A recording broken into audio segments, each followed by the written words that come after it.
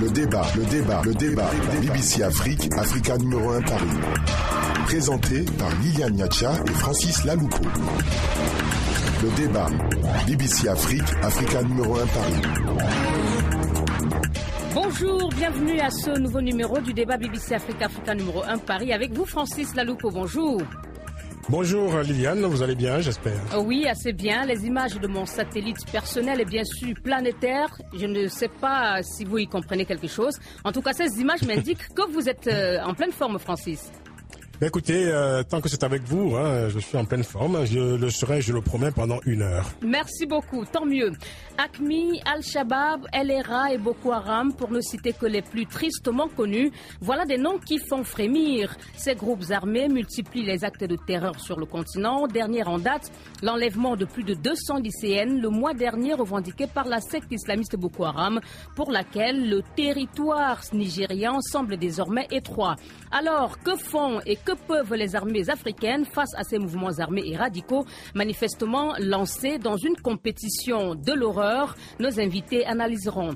Après la visite à Djouba du secrétaire d'État américain John Kerry et du secrétaire général des Nations Unies Ban Ki-moon, le président du Soudan du Sud et son ancien vice devenu chef rebelle et ennemi se rencontrent vendredi dans la capitale éthiopienne Addis Abeba. Après avoir ignoré le cessez-le-feu qu'ils ont signé en janvier dernier, Salva Kiir et Riek Machar se montreront-ils plus volontaristes? On le verra dans les prochains jours. Enfin, en Afrique du Sud, l'ANC remporte les élections générales du 7 mai dernier. Tous les sondages l'avaient annoncé, mais le parti du président Jacob Zuma, qui sera certainement reconduit pour les 5 années à venir, devrait désormais gouverner autrement. Les voix des mécontents de l'après-apartheid se sont en effet faites entendre, avec une avancée de l'Alliance démocratique, principal parti d'opposition, et un bon score pour la jeune formation de Julius Malema, viré de l'ANC. Nos invités avec vous, Francis. Oui, Liliane, notre grand témoin invité de cette édition, Soumeïlou Boubèye Maïga, ministre malien de la Défense et des Anciens Combattants. Monsieur le ministre, bonjour. Oui, bonjour. Merci d'être avec nous. Avec nous également dans cette édition, notre confrère au téléphone depuis Niamey, Ibrahim Manzo Diallo, directeur de la publication de R-Info, directeur de Sahara FM à Agadez. Ibrahim Manzo Diallo, bonjour. Bonjour Francis, bonjour Monsieur le ministre, bonjour à toute l'équipe. Bonjour, Merci Ibrahim. d'être avec nous. Petite fiche de présentation de notre grand témoin, Soumeïlou Boubèye Maïga. Vous êtes né le 8 juin 1954 à Gao, après des études de journalisme à Dakar, au Centre d'études des sciences et techniques de l'information, le CESTI, de l'Université Cheikh Anta Diop. Votre parcours universitaire en France sera sanctionné en 1987 par un diplôme d'études supérieures spécialisées de diplomatie et administration des organisations internationales à l'Université de Paris-Sud. Autre diplôme, celui de relations économiques internationales à l'Institut d'administration de Paris. Vous avez commencé votre carrière comme journaliste au Mali. Militant au sein du Parti malien du travail, vous avez été l'un des principaux artisans de la chute du régime de Moussa Traoré. C'était, on s'en souvient, en 1991. Vous deviendrez alors conseiller spécial au cabinet du président de la transition Amadou Toumani Touré d'avril 1991 à 1992, juin 92. Vice-président et membre fondateur du parti historique l'ADEMA, Alliance pour la démocratie du Mali, parti africain pour la solidarité et la justice. Vous serez le chef de cabinet en 1992 du premier président de l'ère démocratique, Alpha Oumar Konaré, nommé en 1993 directeur général de la DGSE Sécurité d'État. Vous serez ensuite nommé ministre des Forces armées et des anciens combattants. Votre parcours politique a été également marqué par votre candidature à la présidentielle de 2007, qui se conclura par la réélection d'Amadou Toumani Touré. Le 7 avril 2011, vous êtes nommé ministre des Affaires étrangères et de la coopération internationale. Et c'est en 2013, l'année dernière donc, sous la présidence actuelle d'Ibrahim Boubacar Keïta, que vous héritez en tant qu'expert des questions sécuritaires du portefeuille ministériel de la Défense et des anciens combattants, un département au cœur de la lutte contre les formes actuelles de violence et d'insécurité dans le Sahel. Soumeïlou Boubèye Maïga, vous serez notre grand témoin dans cette édition. Merci d'avoir accepté notre invitation. Voilà pour le plateau, Liliane. Merci Francis. On aurait dit à notre invité, bienvenue chers confrères. Un sous-officier français a été tué cette semaine dans le nord du Mali, ce qui porte à 8 le nombre de militaires français morts depuis le déclenchement de l'opération Serval au Mali le 11 janvier 2013. Et le véhicule dans lequel se trouvait le soldat a en effet percuté, je cite, un engin explosif improvisé, certainement placé par les combattants djihadistes chassés de la région, mais lesquels ont fait le choix de la guerre asymétrique. Et c'est cette nouvelle forme de combat, insidieuse et obscure, adoptée par la quasi-totalité des groupes armés qui écument le continent, qui donne du fil à retordre aux armées africaines et pas seulement. La première question, c'est pour vous, M. Boubei Maïga. Voilà une stratégie de guerre bien curieuse. On ne voit pas l'ennemi, mais qui fait d'énormes dégâts. Est-ce que les armées africaines, dont celle de votre pays, le Mali, formées à l'école classique, aux méthodes classiques de guerre, disposent-elles des moyens adéquats pour mener et gagner de telles batailles? Oui, merci. D'abord, je voulais vous remercier de m'avoir invité, de me donner l'occasion de donner quelques éclairages sur cette question-là, et puis dire à Francis que je pense avoir quelque chose en commun avec lui, parce que j'avais collaboré dans le temps à Africasie, du temps de Jeannette Côte et autres, et puis voilà. Je m'en souviens bien. J'avais participé aussi à l'économiste du tiers-monde, ainsi de suite. Bon, donc j'ai une petite carrière journalistique. C'est vrai. Vous savez bien, le journalisme mène à tout à condition voilà, ça mène à tout à condition d'en sortir, ce qui est un peu à condition d'en sortir. Voilà. Maintenant, concernant la question que vous me posez, en fait, depuis maintenant plus d'une décennie, je pense que nous faisons face à de nouvelles formes de violence sur le continent, dans la mesure où les armées classiques sont confrontées à des groupes politico-militaires qui forcément ont d'autres types d'actions et des modes d'action pour lesquels les armées conventionnelles ne sont pas formatées. Et cette confrontation a très souvent malheureusement tourné d'ailleurs à l'avantage, même si c'est provisoire, des groupes informels. On l'a vu un peu partout sur le continent. Quand vous prenez tout le couloir mandingue de la Casamance à la Sierra Leone, ça a été un peu le cas. Dans le Sahel, bien sûr, c'est aussi le cas, parce que les pays comme nous avons eu de vieilles revendications identitaires, des rébellions, et il a fallu se formater. Alors, naturellement, c'est un défi auquel les armées doivent s'adapter, parce que d'abord, la nature asymétrique de ces conflits nous oblige à avoir des soldats capables d'aller au contact avec les adversaires. Parce que dans ce genre de situation, c'est le plus fort qui va au plus faible. Parce que le plus faible vient rarement chercher le plus fort de manière frontale. Donc, il faut que nous préparions nos armées à pouvoir aller au contact, à aller s'adapter à ces formes de confrontation et donc à pouvoir être efficace aussi dans ce genre de situation. Et ça nous amène bien sûr à revoir totalement les formations, les modes opératoires que nous devons adopter dans ces situations-là. Et peut-être accentuer aussi surtout les renseignements, non ? Ah oui, bien sûr, c'est-à-dire que pour les armées classiques, pour les appareils étatiques, le renseignement en amont est extrêmement important. C'est ce que nous faisons d'ailleurs dans le Sahel et c'est ça qui fait que malheureusement le soldat français a sauté sur une mine parce que ces dernières semaines, nous avons effectué beaucoup de patrouilles de reconnaissance terrestre avec nos partenaires de Serval et puis en particulier, donc dans cette zone. Et comme je l'ai dit, c'est aussi ces éléments recueillis sur le terrain qui sont plus tard confirmés par les drones ou par d'autres moyens techniques, parce que dans la zone, compte tenu de la présence des troupes françaises et des nôtres, ils n'utilisent plus les moyens de communication qu'ils utilisaient comme les Touraya parce qu'ils ne veulent pas être interceptés. Et donc, nous sommes obligés d'aller au contact sur le plan terrestre. Francis ? Monsieur le ministre, alors, quels sont les enseignements qui ont été tirés au niveau de la sous-région de la crise malienne? Quelles sont les mesures qui ont été prises depuis pour, par exemple, mutualiser les services du renseignement dans la sous-région en vue de mieux cerner justement les actions des groupes terroristes? Oui, c'est vrai que bien avant ce qui est arrivé au Mali, enfin en 2012, nous avions déjà commencé à avoir des efforts de construction de capacités communes. Pour des raisons simples, parce que quand vous regardez le Sahel, et d'une manière générale les pays de la région, nous avons des zones de grande continuité. Et il y a d'abord une continuité territoriale qui fait que de la Mauritanie au Tchad, mais du sud de l'Algérie jusqu'au nord du Nigeria, nous sommes dans des territoires uniques où il y a une liberté de mouvement parce que ce sont des espaces très peu administrés avec très peu de présence étatique. Il y a aussi une continuité identitaire parce que quand vous regardez toutes les zones transfrontalières entre nos pays, sont des zones transfrontalières où il y a une grande homogénéité identitaire. Tout cela fait que il y a une certaine liberté de mouvement et pour les porteurs de ces menaces-là. Et donc, comme nous ne pouvons pas avoir d'action militaire directe, il faut d'abord beaucoup de renseignements, en particulier des renseignements en population, c'est-à-dire des renseignements tirés en contact avec les populations, les mutualiser pour pouvoir les exploiter ensemble et pouvoir aussi avoir les meilleurs modes d'action. Comment expliquer alors que les services du renseignement... Pardon, monsieur le ministre. Oui, comment expliquer que les services du renseignement, justement, au niveau régional, n'aient pas pu anticiper ce qui s'est produit dans votre pays? Si, ils ont anticipé, mais vous savez, on a été confronté à plusieurs choses. C'est ça que je veux dire. C'est que dans le cas des menaces transnationales, la première difficulté, c'est d'abord d'amener les États à avoir la même évaluation de la menace.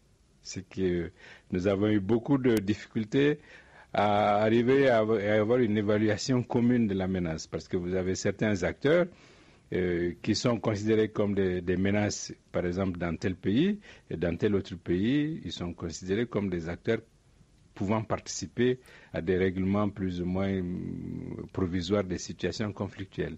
Et donc, nous avons passé beaucoup de temps à avoir une doctrine commune par rapport à l'évaluation de la menace et à pouvoir aboutir à des actions en commun. Francis, je voulais qu'on écoute Manzo Diallo, notre confrère qui est basé à Agadez et qui se trouve actuellement à Niamey. Ibrahim Manzo Diallo, cette semaine, Boko Haram, le groupe islamiste radical nigérian, a fait une infiltration sur le territoire nigérien, notamment à Difa. Et avant cela, Boko Haram s'est illustré par d'autres attaques au Cameroun. Comment est-ce que vous vivez tout cela dans votre pays? Le fait que le Boko Haram, cette secte aujourd'hui, ne se contente plus seulement des actions spectaculaires à l'intérieur du Nigeria? Oui, merci Liliane. Effectivement, la menace de Boko Haram, elle est réelle au Niger. Vous le dites vous-même tout de suite. Il y a eu des attaques qui se sont produites à Difa et il y a eu un mort à Difa, c'est-à-dire le président de la chambre de commerce de Difa qui a été assassiné devant sa porte par des individus enturbanés qu'on peut vraiment vraisemblablement lier à Boko Haram. Et à part ça, il y a eu le véhicule de la police qui a été visé par des tirs, il y a eu des échanges, il y a eu des blessés graves, il y a eu des arrestations. Et c'est des présumés activistes de Boko Haram. C'est vous dire, Liliane, que le Niger vraiment vit la mort dans l'âme, ce qui se passe au Nigeria et qui vient de s'exporter chez nous. Mais quelle est la réponse qui, d'après vous, doit être apportée? Francis parlait tout à l'heure des mutualisations des efforts. Est-ce que la réponse face à ces groupes qui semblent avoir encerclé le continent, je parlais en début d'émission de Al-Shabaab en Somalie, qui sème la terreur dans la Corne de l'Afrique et en Afrique de l'Est. On parlait de LRA, on parlait de AQMI. Quelle est la réponse que l'Afrique aujourd'hui et que les dirigeants africains doivent apporter à ces groupes qui, eux, travaillent ensemble? Oui, et comme vous le dites, la mutualisation, le ministre l'a dit, c'est ça qu'il faut. En fait, il faut que nos États acceptent eux-mêmes de faire la guerre franchement contre ces groupes terroristes. Il ne faut plus se leurrer, il faut faire un échange d'informations. Il faut que les frontières tombent quand il s'agit de combattre un ennemi qui mène une guerre asymétrique. Un individu qui n'a pas de visage, un ennemi qui court partout, qui peut se réfugier dans tous les pays à notre insu. Donc, il faut mutualiser les connaissances de guerre de nos pays. Il faut que nos États acceptent réellement de faire la lutte contre ces activistes. Et je vous assure qu'on peut porter un rude coup à ces groupes terroristes. Si eux, par exemple, au début, il n'y avait aucune connexion entre Boko Haram et AQMI. Mais l'année passée, on l'a vu. Des éléments de Boko Haram qui faisaient la guerre au Nord Mali aux côtés des activistes de AQMI. Tout ça, on l'ignorait. Mais si ces groupes ont pu aujourd'hui avoir la facilité d'être en connexion entre eux, mais pourquoi nos États ne mutualisent pas leurs connaissances sur les renseignements, sur la guerre, pour traquer partout et toujours ces groupes activistes? Peut-être, Monsieur le ministre peut répondre à cette inquiétude. Il n'y a pas de synergie, manifestement. Oui. Ah si, il y a beaucoup de synergies. Ce que je veux dire, c'est que, vous savez, dans ce genre de situation, souvent, on voit plus ce qui n'est pas fait que ce qui est fait, quoi. Parce que quand vous prenez le théâtre malien, par exemple, en réalité, depuis un moment, nous n'avons plus d'action contre nous. Les groupes n'arrivent plus à entreprendre des actions contre nos forces ou contre les forces partenaires. Parce que nous avons progressivement mis en place un maillage du territoire qui est assez important. Ça ne nous met pas à l'abri de ce qui est arrivé, par exemple, à Kidal, et comme il y a une semaine aussi, vers la frontière avec le Niger, parce qu'il y a des mines qui sont disséminées. Nous essayons de faire des opérations de déminage préalables, mais c'est très compliqué. Alors, concernant la jonction entre les groupes, je pense que nous devons être bien conscients des facteurs qui favorisent cette jonction-là. Parce que quand vous observez la carte du Sahel et même jusqu'au nord Nigeria, j'avais parlé tout à l'heure de continuité territoriale. Vous savez, vous prenez de la Mauritanie au Tchad, du sud de l'Algérie au nord Nigeria. Parce que pourquoi il est plus facile pour les gens de Boko Haram d'aller au Niger? Parce que tous les États musulmans du Nigeria sont frontaliers avec le Niger. Si bien que ce sont des acteurs qui sont sur un territoire quasiment unique. Et compte tenu de l'homogénéité identitaire et du fait que dans les actions de terreur, une personne peut causer des dégâts incommensurables. Et donc, il faut beaucoup de perspicacité, beaucoup de moyens d'observation, beaucoup de moyens de suivi. Nous n'aurons jamais 0 attentat, ça c'est pas possible.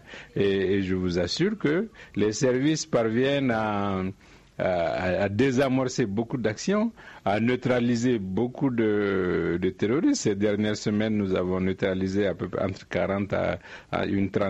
30 et 40 djihadistes, enfin des gens affiliés à ces groupes-là. Maintenant, nous avons mis en place aussi des mécanismes de coordination, enfin d'abord d'acquisition commune. Dans nos territoires, les moyens électroniques sont extrêmement importants et indispensables pour avoir le renseignement. Mais l'armée malienne manque toujours de moyens. Je pense que nous avons des moyens qui nous permettent aujourd'hui de faire face à l'essentiel de nos missions. Globalement, nous n'avons pas de moyens, si vous voulez, d'observation, parce que nous avons un territoire qui est très vaste.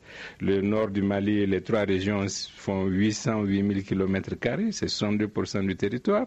Vous ajoutez l'Aïr, le Niger, le Tchad, toutes ces zones-là. C'est pourquoi nous essayons d'être dans des partenariats avec nos partenaires extra-régionaux comme la France, comme les États-Unis, qui ont basé un certain nombre de leurs moyens d'observation au Niger. Je crois que c'est un travail qui se met en place petit à petit, et nous avons dit, pour arriver à une optimisation de nos capacités, il y a 3 directions dans lesquelles nous devons travailler. C'est la complémentarité entre nos appareils, la coordination entre eux et la mise en cohérence aussi de nos modes opératoires. C'est pourquoi nous essayons de faire des formations communes, parce que tout cela, vous savez, c'est pas aussi évident ou aussi simple qu'on le pense, parce que c'est quand même des appareils classiques, des appareils très lourds à mettre ensemble, mais je pense que nous sommes dans la bonne direction. Malheureusement, et vous savez, c'est comme toujours le voleur et le gendarme, souvent le voleur a plus d'avance sur le gendarme, quoi. Merci, monsieur le ministre. Francis, on va marquer une pause et vous poserez la question juste après. Je poserai la question juste après. Oui. Après la pause. Le débat BBC Afrique, Africa numéro 1 Paris. Suite du débat BBC Afrique, Africa numéro 1 en duplex à Dakar et à Paris, en triplex même, à Dakar, Paris et Bamako, avec notre grand témoin Soumeylou Boubèye Maïga, ministre malien de la Défense et des anciens combattants. Ancien confrère, je dois ajouter également, ancien journaliste. Avec nous également notre confrère Ibrahim Manzo Diallo, depuis Niamey, directeur de la publication de RFO et directeur de Sahara FM à Agadez. Francis, puis-je me permettre, Aïr Info, précise-t-il. Aïr Info, oui. Voilà. C'est bon. Ça veut dire le Nord. Je reste dans... En tamasek, ça veut dire le Nord. Je renoue avec le contexte local. Voilà. Aïr Info, pardonnez-moi. Alors, monsieur le ministre, encore une question, peut-être 2 encore, sur notre premier sujet. En tant que ministre de la Défense, comment vous gérez le fait que Paris ait fait le choix de sanctuariser en quelque sorte la ville de Kidal et de ne pas combattre les groupes armés Touareg frontalement? Et autre question subsidiaire, est-ce que vous considérez ces groupes Touareg comme étant des groupes rebelles ou des groupes terroristes? Oui, bon, enfin, je ne dirais pas, je n'irai pas jusqu'à dire comme vous que Paris a sanctuarisé la ville de Kidal. Ce qui s'est passé, je pense que quand il y a eu la reconquête du Nord, arrivé à Kidal, je pense que dans le tri entre les acteurs, le MNLA a été considéré comme un allié potentiel, et en tout cas n'était pas assimilé au groupe terroriste, et donc a été préservé, si on peut dire. Est-ce que vous partagez cette opinion que le MNLA était un allié potentiel de Paris? Je pense qu'à l'époque, il fallait aussi éviter que toute la communauté Touareg ne bascule dans le camp des mouvements terroristes, même par alliance simplement. Et donc il fallait peut-être laisser aussi la possibilité à ce que, en entreprenant le processus politique, le processus de paix, que des acteurs puissent être récupérés progressivement. Le résultat est plutôt fâcheux, non? Disons qu'on aurait pu avoir mieux, mais vous savez, il faut faire avec ce qu'on a. C'est-à-dire, dans la situation actuelle, c'est évident que la liberté de mouvement qui est laissée à des éléments affiliés aux mouvements qui sont signataires des accords de paix profite beaucoup aux éléments radicaux qui en profitent pour s'infiltrer et accroître la tension non seulement au sein des communautés, entre les communautés et l'État, et deviennent des obstacles à la normalisation. C'est pourquoi nous considérons que nous devons aller très vite, parce que nous sommes déterminés à avoir une action militaire qui nous permette de faire le tri entre les acteurs. Parce que moi, ma conviction, c'est que tant qu'il n'y a pas une action militaire qui clarifie la situation, nous ne pourrons pas faire le tri entre ceux qui sont éligibles au processus politique et ceux qui ne le sont pas. C'est-à-dire que l'armée malienne envisage une action militaire, si besoin, à Kidal pour libérer ce que certains appellent déjà l'enclave de Kidal? Non, nous sommes déterminés à créer un rapport de force sur le plan militaire qui permette clairement aux uns et aux autres de choisir leur camp. C'est-à-dire que nous avons indiqué aux Nations Unies qu'il faut que le processus politique aille de pair avec le désarmement et que ceux qui veulent participer au processus politique désarment en même temps qu'ils participent au processus politique. Et jusqu'à quand donnez-vous aux Nations Unies pour cette option, pour cette double option que vous préconisez? Bon, nous faisons l'évaluation du terrain, nous allons voir tous les éléments qui pour nous sont susceptibles d'être des obstacles au processus politique, nous serons obligés de les considérer et de les traiter comme des adversaires. C'est-à-dire qu'il n'y a pas encore un agenda pour cette initiative militaire? Ben, c'est un agenda permanent pour nous. Un agenda permanent pour nous. On va passer à un autre sujet, oui, Francis, notre théâtre de conflit. Si vous permettez une toute petite question dernière à notre invité. Monsieur le ministre, on sait que le fils du président Ibrahim Boubacar Keïta est député et président de la commission défense à l'Assemblée nationale. Est-ce que la cohabitation est facile? Oui, tout à fait. Nous n'avons pas les mêmes fonctions, donc il n'y a pas de problème. Est-ce que c'est facile de contrarier ou de contredire le fils du président? Oui, mais je pense qu'il ne faut pas trop personnaliser les fonctions politiques, il n'y a pas de problème. Nous avons de bonnes relations avec l'Assemblée, nous sommes en harmonie avec notre majorité, qui a vocation à nous accompagner, à nous soutenir, mais chacun dans son rôle, quoi. Quel est le vôtre, monsieur le ministre, exactement? Jusqu'où va la complémentarité et où s'arrête-t-elle? La complémentarité, c'est que nous avons une obligation de transparence, d'explication envers l'opinion à travers l'Assemblée. Et l'Assemblée doit nous accompagner, contrôler ce que nous faisons et nous aider peut-être à mobiliser les ressources nécessaires à la reconstruction de notre outil militaire. Francis, la pause et le deuxième sujet, le Soudan du Sud avec vous. Le débat Africa BBC. Le Soudan du Sud, avec cette question, les médiations internationales peuvent-elles faire taire les armes dans ce pays alors que la guerre se poursuit au Soudan du Sud? Le chef du département d'État américain John Kerry et le secrétaire général de l'ONU Ban Ki-moon se sont rendus dans le pays pour tenter de créer un dialogue entre les deux belligérants, le président sud-soudanais Salva Kiir et le chef rebelle Riek Machar. Selon le secrétaire général de l'ONU Ban Ki-moon, les deux hommes devraient se rencontrer vendredi à Addis Abeba, au moment où nous enregistrons cette émission donc, pour engager des pourparlers afin de trouver une issue à ce conflit particulièrement dévastateur. Alors que les négociations entre les délégations des deux camps n'ont connu que peu d'avancées jusqu'ici, la question est de savoir quelle sera l'issue de cette énième négociation qui devrait donc se dérouler sous l'égide du gouvernement éthiopien de l'IGAD, l'autorité intergouvernementale pour le développement en Afrique de l'Est. Selon le ministre sud-soudanais des Affaires étrangères, Barnaba Marial Benjamin, les discussions devraient porter sur un processus de transition jusqu'en 2015 et non sur un gouvernement de transition tel que le réclame la rébellion qui continue d'exiger la démission pure et simple du président Salva Kiir. Monsieur le ministre Soumeylou Boubèye-Maïga, alors 5 mois de guerre au Soudan du Sud et rien ne permet aujourd'hui de prévoir une issue pacifique dans les prochains jours. Les rebelles disposent de moyens militaires impressionnants et semblent poursuivre une logique jusqu'au boutiste. Alors, selon vous, à qui profite cette guerre? Les regards se tournent évidemment vers le Soudan.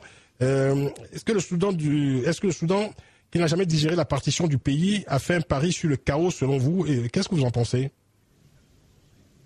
Ouais, c'est certain que la situation actuelle, a priori, peut conforter la position du président El-Béchir, enfin, dans son appréciation sur la création de l'État du Sud-Soudan.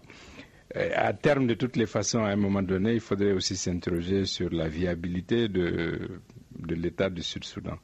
Et je pense que, vu de loin, comme nous, c'est notre position, c'est peut-être une énième querelle de contrôle des ressources pour pouvoir mieux contrôler le pouvoir. Et moi, je vais vous dire, en parlant un peu librement, c'est que quand il y a eu tous ces efforts pour créer l'État du Sud-Soudan, nous avions considéré que ça pouvait être un facteur à terme déstabilisateur pour l'ensemble de nos États tels que nous en avons hérité à la fin de la période coloniale. Parce que si les revendications identitaires doivent aboutir à des concessions territoriales, il y a très peu d'États qui y survivraient. Bon, malheureusement, ça a été le choix de la majorité de la communauté internationale.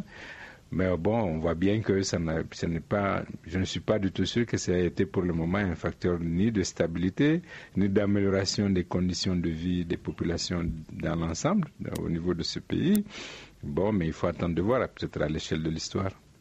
Alors, on sait que les États-Unis ont imposé des sanctions ciblées à l'encontre de commandants militaires des deux parties belligérantes. On a observé également ces derniers jours donc, cet activisme diplomatique américain et onusien. Monsieur le ministre, à quoi servent ces médiations qui se déroulent sur fond de guerre et dont les résolutions ne sont jamais respectées? Et qui peut encore faire taire les armes aujourd'hui, selon vous, au Soudan du Sud? Je pense d'abord que les États-Unis qui ont joué un rôle de parrainage important dans la création du Sud-Soudan sont obligés de déployer des efforts importants pour prouver que c'était un bon choix, je crois. Maintenant, il faut aussi voir un peu toutes les conséquences ou toutes les projections géopolitiques qui entourent la création de l'émergence de cet État-là. Mais aujourd'hui, toujours est-il que ce sont les États-Unis seuls qui sont en mesure de faire pression sur les acteurs parce que c'est eux qui les connaissent les mieux, c'est eux qui les ont peut-être même protégés et qui les ont orientés. Donc, ils sont les seuls qui peuvent faire réellement pression sur eux. Maintenant, après, il faut compter avec le Soudan, c'est-à-dire, parce que dans tous les cas, je pense que le Sud-Soudan n'aura pas de stabilité, ne sera pas viable tant qu'il ne sera pas dans une configuration de coexistence pacifique et positive avec le reste du Soudan. D'autant plus qu'il y a beaucoup de questions, Francis, qui restent à régler, comme le partage des ressources pétrolières, la délimitation des frontières. Ce sont encore des aspects qui restent à régler entre le Soudan et son voisin, le Soudan du Sud. Monsieur Boubèye-Maïga, vous parlez tout à l'heure de la viabilité même de l'État du Soudan du Sud, voulu par un État créé et voulu par les États-Unis. En son temps, qu'est-ce que l'Afrique a fait pour se faire entendre, pour indiquer que cette voie n'était pas la solution indiquée à ce moment-là? Je crois que malheureusement, les voix qui étaient dissonantes à l'époque n'ont pas pu se faire entendre. Parce que, vous vous souvenez, c'était une époque aussi où, bien sûr, il y a eu beaucoup de controverses ou beaucoup de contestations sur la légitimité ou sur la gouvernance aussi du président Béchir.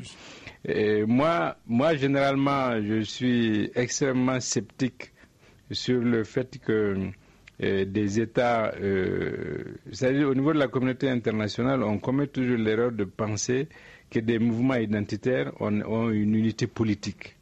Vous savez que je rapporte ça un peu de la question du Nord chez nous. Beaucoup pensent que la communauté Touareg a une unité politique, alors que ce n'est pas vrai du tout. Et donc l'erreur, ça a été de considérer que les populations du Sud-Soudan, sur la base de leur opposition, les populations chrétiennes du Sud-Soudan étaient automatiquement unies sur le plan politique. On voit bien que, alors qu'on se rend compte qu'aujourd'hui, il s'agit de batailles plus ethniques, puisque le conflit aujourd'hui est plus communautaire qu'autre chose. Voilà, et j'allais dire même d'opposition ou de rivalité presque malheureusement ordinaire dans ce genre de situation. J'allais indiquer, monsieur le ministre, que l'Union africaine a soutenu et accompagné le processus de la création du Soudan du Sud. Oui, mais elle n'avait pas le choix. Je crois que c'est surtout ça. Certains États au niveau de l'Union africaine n'étaient pas très favorables à cela. Donc vous admettez vous admettez, monsieur le ministre, qu'il n'y a pas de souveraineté au niveau de l'Union africaine, les États africains ne sont pas souverains. Bon, vous savez, sur le plan international, on voit bien qu'il y a très peu de pays ou de groupes de pays qui peuvent décider de manière autonome sur un certain nombre de questions. On voit bien ce qui se passe presque au cœur de l'Europe, en Ukraine, dans cette partie-là. On voit bien que l'Union européenne n'a pas une unité d'action sur la question. Parce que malheureusement, les États ont leurs intérêts, ont leur vision, ont leur perception des choses, et que c'est des rapports de force ponctuels qui peuvent décider de beaucoup de choses. Ce qui a été le cas dans le cas du Soudan, sauf que c'est devenu un facteur supplémentaire de fragilité sur le continent. Absolument, puisque beaucoup de réfugiés sud-soudanais sont obligés de traverser la frontière vers l'Éthiopie. Francis, on va écouter notre confrère Ibrahim Manzo Diallo qui a écouté l'échange avec le ministre. Ibrahim, sur ce conflit Soudan du Sud et la rencontre vendredi entre Riek Machar et Salva Kiir à Addis Abeba. Oui, c'est vrai, Riek Machar et Salva Kiir vont se rencontrer aujourd'hui à Addis Abeba pour voir comment ils peuvent arriver au calme, à la paix. Mais ce qui m'intrigue, c'est qu'au moment où on prépare ce sommet à Addis Abeba, j'apprends que le vice-président de CHU, c'est-à-dire Riek Machar, dit qu'il veut s'emparer de la capitale Djouba et des champs pétroliers. Ça ne peut pas aller vers la paix, ça ne peut pas mener à la paix, ça. C'est-à-dire, il dit qu'il veut faire tomber le président Salva Kiir, qu'il est un dictateur et qu'il n'a pas de raison de partager le pouvoir avec un dictateur. Ça veut dire quoi? Ça veut dire aujourd'hui le Soudan du Sud est en train de vivre ce qu'avait vécu le Soudan, c'est-à-dire des rivalités économiques enrobées dans des visées politiques et amènent un État à se désagréger pour juste faire plaisir. Je condamne ici, et le ministre l'a dit tout à l'heure, on ne peut pas, c'est-à-dire mettre toute une énergie pour diviser un pays en allant dans ce sens faire la paix, alors qu'on crée le désordre, la discorde en partageant ce pays. Le Soudan est aujourd'hui partagé et un bout de ce Soudan qui a été partagé est aussi aujourd'hui devenu l'appétit d'un certain Riek Machar. Ibrahim Manzo Diallo, est-ce que cela n'est pas dû justement à ce manque de maturité, c'est-à-dire on n'a pas suffisamment préparé cet État à s'autogérer? Oui, à s'autogérer, mais c'est-à-dire toutes les forces qui s'étaient mises derrière pour donner au Soudan du Sud sa souveraineté. Il devrait penser à ça en amont, Liliane. Il devrait comprendre que jeter en pâture un État économiquement peu viable, parce qu'il rigole seulement des richesses pétrolières, on dit qu'il peut s'autogérer. Mais voilà aujourd'hui, dans ce petit État riche, malgré toute sa richesse, on a créé un monstre. Et ce monstre, c'est les appétits des hommes. C'est les appétits des hommes politiques de ce Soudan du Sud. Aujourd'hui, nous vivons cela, Liliane. Et ça, c'est pas demain la veille, on ne peut pas sortir de l'ornière comme ça. Il faut nécessairement que le Soudan du Sud s'asseye, les fils de ce pays s'asseyent et voir comment sortir du tunnel. On demandait en début d'émission si Riek Machar et Salva Kiir veulent la paix. On verra l'issue de cette discussion d'Addis Abeba. Francis, vous avez d'autres questions ou on peut peut-être laisser notre invité conclure sur ce sujet et on passe au dernier? Oui, par exemple, oui. Monsieur Boubaye Keïta, Boubaye Maïga, s'il vous plaît. Non, Maïga. Voilà. Finalement, aujourd'hui, on attend avec une certaine inquiétude les conclusions de cette rencontre entre les deux rivaux à Addis Abeba. Ibrahim Manzo Diallo parlait de cette guerre qui continue sur le terrain. Est-ce que vous pensez que le parrain qui est les États-Unis va finalement réussir à, on va dire, reconstruire ce qu'il a contribué à détruire, d'une certaine manière, bien sûr? Non, mais je pense qu'ils vont probablement pouvoir imposer une entente entre les belligérants. Maintenant, le gros problème, c'est que tant qu'il n'y aura pas un véritable projet politique, un véritable projet démocratique qui supporte un peu le nouvel État, nous risquerions toujours de retomber dans les mêmes problèmes. Et qu'est-ce que vous entendez par projet politique? Projet politique, c'est-à-dire qu'on parlait du gouvernement d'union nationale? Je ne sais pas quelle est... Non, c'est-à-dire que l'idée de création du Sud-Soudan, c'était peut-être de favoriser l'émergence d'une citoyenneté pleine et entière pour l'ensemble des populations du Sud-Soudan, qui, il est vrai, n'avait pas été suffisamment prise en compte par la gouvernance de Béchir, qui voulait imposer par exemple la charia ou la loi islamique dans un pays quand même qui était pluriel, où il y a un pluralisme. Et donc, moi je ne vois pas très bien pour le moment un projet politique novateur de la part des deux, à part peut-être avoir un contrôle du pouvoir, un contrôle des ressources donc qui vont avec le pouvoir. Et je ne suis pas sûr qu'il puisse y avoir une solution durable qui n'intègre pas une place et un rôle pour le Soudan, que ce soit avec ou sans Béchir, mais c'est évident qu'on ne peut pas faire comme si le reste du Soudan n'existait pas. Et donc, je pense qu'il y a un peu toutes ces questions-là qui vont se régler sur la durée, parce qu'on voit bien que dès lors que les leaders historiques ont disparu, comme John Garang et autres, Salva Kiir et l'autre n'ont pas un leadership éclairé ou suffisant pour... Mais l'épouse de la veuve de John Garang s'est alliée avec Riek Machar. Est-ce que ce n'est pas déjà une sorte de leadership acquis pour Riek Machar? Oui, mais je crois que le problème qu'il y a là-bas, comme dans beaucoup d'autres pays, c'est pouvoir aller au-delà des contingences ponctuelles, aller au-delà de la volonté des uns et des autres de contrôler les ressources, parce que fondamentalement, c'est quand même une dimension importante dans les rivalités qu'on observe.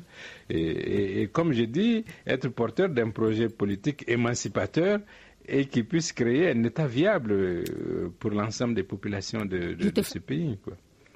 Merci, Monsieur le Ministre. On marque une pause et on revient avec le débat sur le dernier sujet, l'Afrique du Sud. Le débat BBC Afrique, Africa numéro 1 Paris. Avec notre grand témoin Soumeylou Boubaye Maïga, ministre malien de la Défense et des anciens combattants, et notre confrère invité au téléphone depuis Niamey, Ibrahim Manzo Diallo, directeur de la publication de Aïr Info et directeur de Sahara FM à Agadez. À vous, Liliane. En Afrique du Sud, les résultats complets des élections générales n'étaient pas disponibles au moment où nous enregistrions cette émission, mais la victoire de l'ANC au pouvoir depuis la fin de l'apartheid en 1994 est acquise. L'Alliance démocratique arrive deuxième et en troisième position, les combattants pour la liberté économique de Julius Malema. L'ancien leader de la jeunesse de l'ANC exclu pour indiscipline et qui a lancé son propre parti il y a à peine un an a réalisé un score de 5%.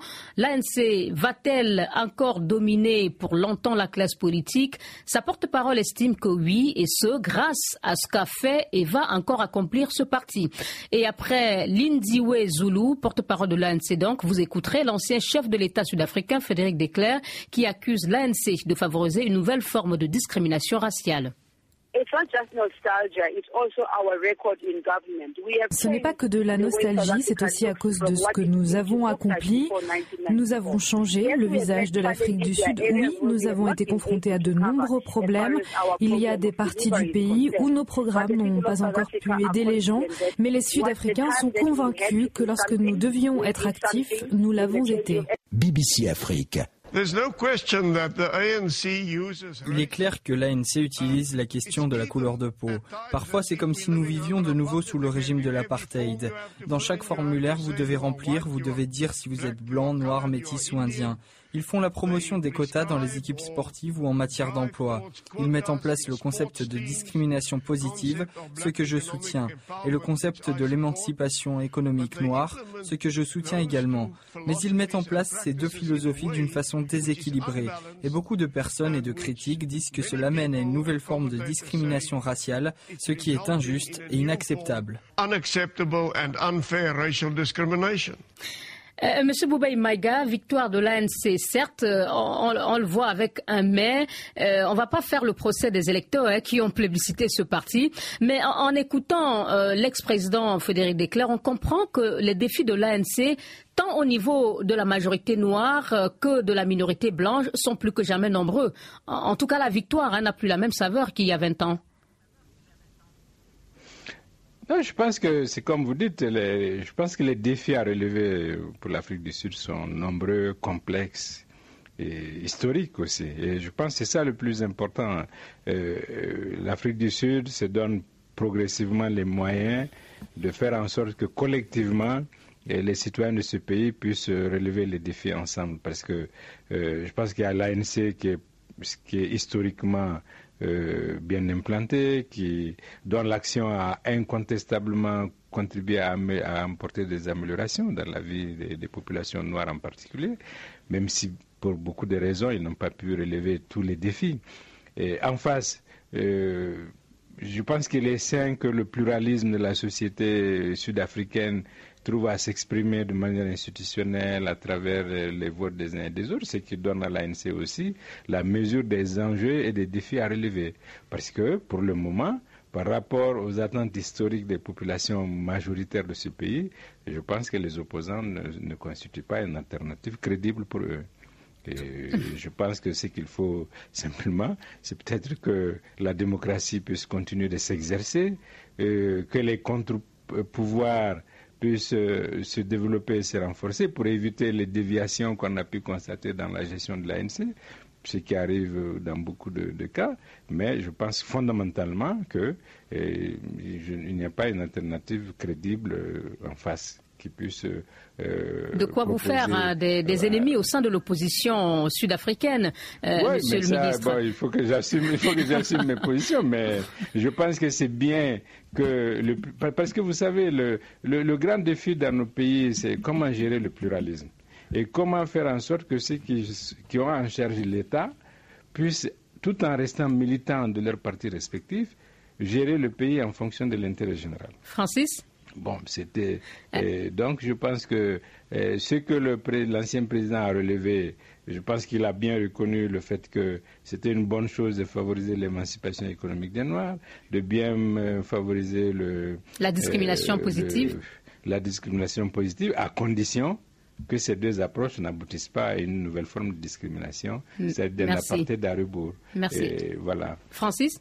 Okay. Justement, c'est un risque, monsieur le ministre, parce que bon, avec un Jacob Zuma contesté, la déception qui monte au sein de la communauté noire, les luttes d'influence au sein du parti, les scandales au sein du parti, et on voit bien que de plus en plus les intentions de vote transcendent les barrières raciales aujourd'hui. Et vous dites bien que l'ANC mène un peu une sorte de combat racial à rebours. Est-ce qu'on n'est pas en train de s'éloigner finalement du combat ancien de l'ANC, c'est-à-dire de ce principe one man, one vote, et qu'on va peut-être arriver effectivement à une forme d'alternance en Afrique du Sud, parce que la démocratie, c'est aussi l'alternance. Ah oui, tout à fait, mais ce ne serait pas plus mal. Je pense que de toute façon, les progrès accomplis par les adversaires de l'ANC, y compris les Julius qui viennent de sortir du Sénat, je pense que constitue autant d'interpellations pour l'ANC, pour l'amener à se corriger ou progressivement à s'affaiblir et à laisser la place à une dynamique plus porteuse pour les citoyens. Parce que ce qui compte dans les élections, c'est quand même la souveraineté des électeurs. Et pour le moment, ils font de la place au pluralisme et ils font en sorte que d'autres voix s'expriment et imposent peut-être une forme de contre-pouvoir qui oblige l'ANC à avoir une gestion beaucoup plus saine. Bien sûr. Bon, vous qui connaissez bien justement l'histoire de l'Afrique du Sud, Soumeylou Boubèye Maïga, est-ce que vous pensez que l'ANC est un fer de lance de la lutte contre l'apartheid, évidemment avec tous les honneurs et tout le respect qui sont dus à ce parti? Est-ce que vous pensez que ce parti aujourd'hui a toujours son statut d'autorité morale dans l'Afrique du Sud actuelle? Bon, je crois qu'il aura besoin de se corriger de l'intérieur parce que c'est évident qu'un certain nombre de reproches qui ont été faits au président Zuma, s'ils ne sont pas corrigés, peuvent porter du tort à l'autorité morale du parti. Ibrahim, sur cette victoire de l'ANC, une victoire, mais quand même, on voit son monopole s'éroder. Hein?